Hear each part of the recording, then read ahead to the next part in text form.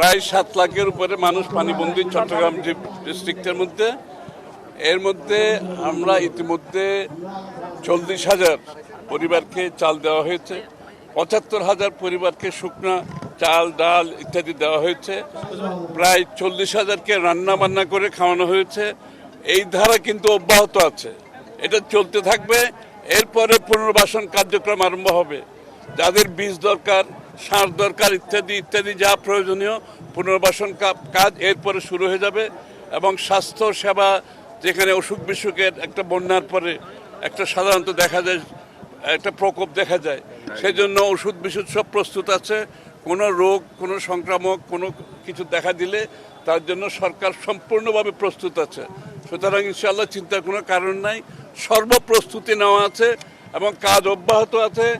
এবং যতক্ষণ পুনর্বাসন কাজ শেষ না হয় ততক্ষণ আমাদের পক্ষ থেকে, সরকারের পক্ষ থেকে সমস্ত কার্যক্রম অব্যাহত থাকবে। সবাইকে ধন্যবাদ। দেশ জুড়ে যে কোনো কেনাকাটায় 10,000 টাকার বেশি অফার, তাই পেমেন্ট মানেই বিকাশ।